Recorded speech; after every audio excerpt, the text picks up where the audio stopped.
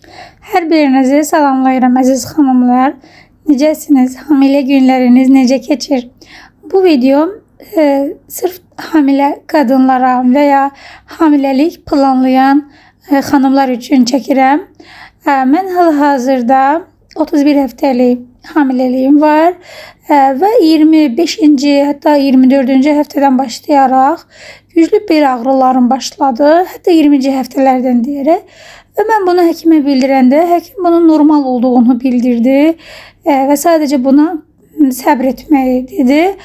Amma mən düşünürdüm ki, bu normal deyil. Çünki təsəvvür edirsiniz ki, evdə biraz işləyən kimi, biraz yeriyən kimi belim, ombam, ayaqlarım, yəqin hamilə xanımlar məni başa düşər nə dediyimi.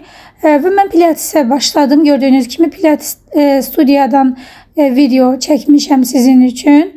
Və pilatesə başlayanda xanımlar düzdür, ilk başlayanda biraz çətin olur. Çünki həm hamiləsiz, həm də ki pilateslə məşğul olursunuz.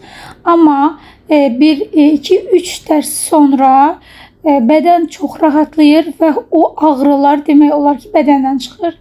Hal-hazırda 31 həftə olmağıma baxmayaraq heç bir bel ağrım, ayaq ağrılarım heç biri yoxdur.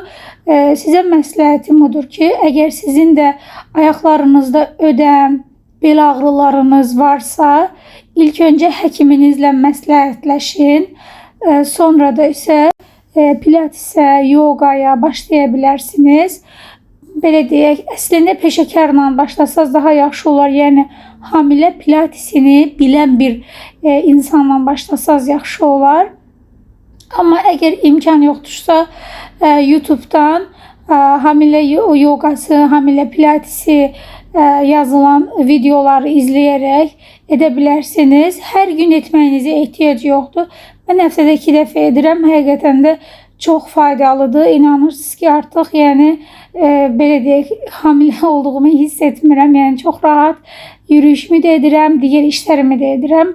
Hər birinizə uğurlar, sağ olun.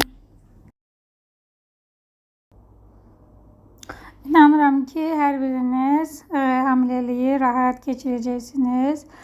Bu ağrılardan qurtulacaqsınız. Ümumiyyətlə düşünürəm ki, daha diqqətli olmaq lazımdır. Yəni, çox özünü incitmək də olmaz. Məsələn, bəzən ağırlıq qaldırma və digər idmanlar olunur. Onlar da doğru deyil.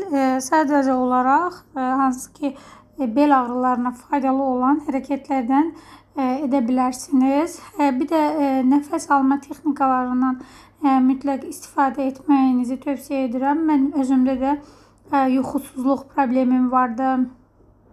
Gecələr demək olar ki, rahat yata bilmirdim. Nəfəs texnikalarından istifadə edərək, yəni açıq havada burundan alıb ağızdan vermək və ya burundan alıb burundan vermək, yəni dərin nəfəslər alaraq o zaman gecələr daha rahat yatmış olarsınız. Bilirsiniz ki, hamiləlik dövründə burunda damarlar tutulur və nəfəs alma çətinləşir. Nəfəs alma çətinləşdiyinə görə yuxu rejimi də pozulur. Nəfəs texnikaları çox kömək olur.